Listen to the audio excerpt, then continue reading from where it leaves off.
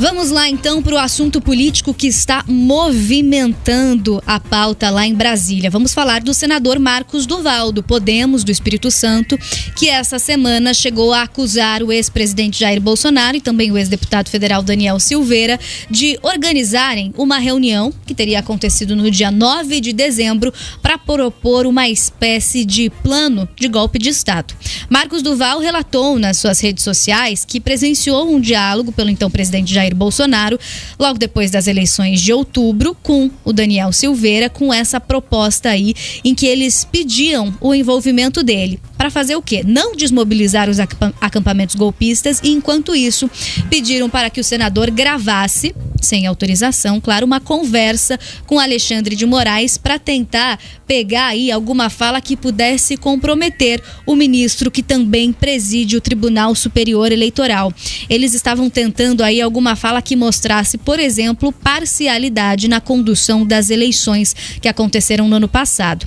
Bom, o senador Marcos Duval diz que essa proposta foi verbalizada pelo então deputado Daniel Silveira e que Bolsonaro estava na reunião e tinha, em um primeiro momento, o senador disse que ele tinha concordado com a ideia. Marcos Duval ainda falou que durante essa reunião ele pediu um tempo para analisar a proposta e responder em uma outra hora. Por quê? Em seguida, ele disse que foi conversar com o próprio ministro Alexandre de Moraes para relatar todo esse caso a ele e ainda, de acordo com o senador, Moraes ficou surpreso, considerou a proposta um absurdo, mas como o senador não quis assinar ali, uma denúncia de fato, oficializar aí toda essa história perante ao ministro presidente do Tribunal Superior Eleitoral, ele não pôde fazer nada. Marcos Duval, nessa mesma live aí que ele fez nas redes sociais, falando sobre essa situação, ele chegou a dizer que poderia renunciar o seu mandato, mas depois acabou voltando atrás, não confirma mais o seu desligamento da política. Ele que foi eleito em 2018, então a gente está falando de um senador, tem mandato aí por 8 anos, então permanece no cargo a princípio, pelo menos até o dia 31 de janeiro de 2027. Lembra você também da nossa audiência, o deputado Daniel Silveira, ex-deputado, foi preso também nesta manhã por decisão de Alexandre de Moraes, que alegou descumprimento de medidas cautelares. E aí não tem nada a ver com essa história. Ele foi preso por envolvimento em outros fatos, e por alegação de que ele teria comprometido aí a tornozeleira eletrônica que ele estava usando. Já o senador Flávio Bolsonaro, do PL, também aí se pronunciou sobre essa história, confirmou que a reunião de fato poderia ter acontecido com Marcos Duval em um discurso lá no Senado. Ele que é o filho mais velho do ex-presidente, que diz que do presidente Jair Bolsonaro, que saiu do poder no dia 31 de dezembro, mas ele disse que não há nada nesse encontro, e ele ainda fala, na fala dele, se é que de fato isso aconteceu, não há nada nesse encontro que possa configurar um crime. Bom, ontem veio essa repercussão gigantesca na mídia, nas redes sociais. Isso ganhou uma proporção, acho que talvez o senador não esperava. E aí também ele acabou mudando um pouquinho a sua versão. O que a imprensa traz nesse momento, Mark? Que ele recebeu telefonemas dos filhos do presidente, tanto de Flávio Bolsonaro quanto de Eduardo Bolsonaro, e aí ele mudou um pouco a primeira versão que ele tinha dado. Disse aí que a reunião, em primeiro momento ele disse que a reunião teria sido agendada pelo presidente, depois ele falou que também não foi bem assim, que o presidente também ficou em silêncio ali durante esse encontro que aconteceu no dia 9 de dezembro, enfim. Acabou que virou uma confusão completa instalada aí. A notícia continua repercutindo bastante e a gente aguarda para entender onde é que, de fato, isso tudo vai parar, Mark? Essa história é bizarra. É até difícil fazer uma análise séria sobre a loucura. Essa história é louca.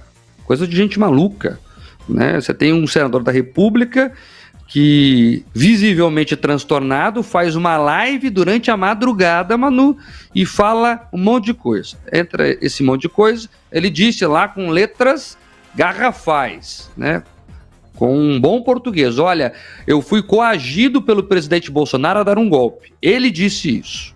Aí foi dormir, certo? Pensou na besteira que falou. Aí no outro dia acorda e fala o seguinte: não, o presidente Bolsonaro, na verdade, ele fez o quê? Ele ouviu comigo a proposta do Daniel Silveira e tinha, inclusive, cara de incrédulo. Então, mudou a versão. Você brincou aí um pouquinho, que isso é muito delicada, mas ele mudou totalmente a versão. Primeiro ele fala que foi coagido a fazer algo, depois ele diz que quem o coagiu, na verdade, escutou, inclusive, incrédulo, ou seja, com um cara de desaprovação. Então, qual história que vale? Já falei de manhã aqui, né? Eu cobri muitos casos policiais na minha vida e vou cobrir muitos ainda, se Deus quiser. Veja, a primeira coisa que um delegado faz é explorar contradições. É ali que se pega na mentira. Se você conta uma história e depois muda ela, é porque em algumas das versões há mentiras. E o desafio agora da Polícia Federal será esse, de descobrir o que é mentira, o que é verdade, se é tudo mentira, se parte é verdade, não sei. Vamos aguardar a investigação, né? O senador Marcos Duval é um senador denuncista, ele gosta disso, ele adora fazer isso, pode ver as redes sociais dele, toda hora é, atenção, amanhã eu falo, hein? Atenção, eu vou trazer uma bomba, eu vou adiantar para vocês o que eu falei para a revista, eu vou fazer não sei o quê, e depois de armar a bomba se descobre que era, né, um craque de São João. Então ele faz isso com frequência. É o mesmo senador que reclamou que o salário de R$33 mil é pouco. É o mesmo senador que falou que ia pedir a prisão do Flávio Dino por se omitir lá na questão da segurança em 8 de janeiro, fez nada. Então é um senador que fala muito, fez pouco. Ele falou, Manu, que ia pedir, inclusive, né, exoneração, que ia renunciar do cargo de senador, aí postou nas redes sociais isso, aí depois disse que acordou com a ligação da filha e mudou de ideia. E ainda brincou assim na coletiva com os jornalistas, se fosse horário comercial eu tinha pedido, o Senado é um cartório agora? Se o cartório estiver aberto eu faço, senão não. Gente, tem que ter responsabilidade, tem que ter postura.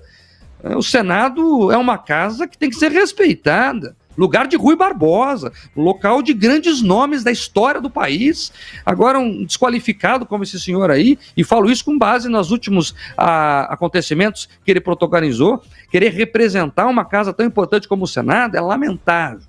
É lamentável, só mostra, né, a fase ruim que nós atravessamos em nosso país. O meu sentimento, Manu, é que estamos em uma grande república de bananas. É isso, Mark. E aí, só para a gente complementar, né, toda a notícia, esse relato, essa denúncia que veio por parte do senador Marcos Duval, acabou dando enrosco aí, mais pano para manga para aquela história da minuta que foi encontrada na casa de Anderson Torres. E aí, ontem na Polícia Federal, tivemos um novo depoimento de Anderson Torres sobre toda essa história e também um depoimento do presidente do Partido Liberal, Valdemar da Costa Neto. E aí, primeiro, Anderson Torres disse que esse papel não tinha sido de autoria dele, né? Essa minuta, que ele acabava levando muitos papéis do gabinete para a casa dele por conta da demanda de trabalho, que alguma funcionária ali da casa devia ter colocado nas coisas dele, e por isso que isso não foi descartado, enquanto Valdemar Costa Neto afirmou aí que aquela metáfora que ele usou, né? Todo mundo tem em casa algum tipo de papel como esse, trazendo que isso foi uma metáfora de fato, né? Que não foi exatamente o que ele quis dizer. Mas fato é que essa situação com Marcos Duval acaba trazendo ainda mais luz para toda essa discussão que está acontecendo envolvendo os atos criminosos que aconteceram lá no dia 8 de janeiro. E o que dizem nos bastidores, né, Mark, é que os ministros já estão analisando se existem elementos suficientes para pedir, então, quebra de sigilo aí das ligações, né, entre ex-ministros do governo Jair Bolsonaro e do próprio presidente. Essa história da metáfora virou moda no Brasil, né? Todo mundo diz besteira e depois fala que era metáfora. Ou pior, faz promessa e fala que era metáfora. Eu tô esperando minha picanha e o meu chopp até hoje, que não veio. Não sei se a Manu recebeu a picanha dela. Mas vamos lá, vamos falar sério aqui agora. O Supremo Tribunal Federal, sim, está trabalhando. Inclusive, essa manhã teve um evento lá em Brasília, em que o presidente do TSE, o ministro Alexandre de Moraes, falou sobre o caso Marcos Duval, tirou onda, inclusive, e falou que está investigando tudo o que aconteceu por lá. Vamos ver o que virá daí. Agora, essa história aí da minuta do possível golpe, enfim, é aquela coisa da República do Bananal que eu falei aqui, né, Manu? Você veja, é uma coisa sem pé nem cabeça.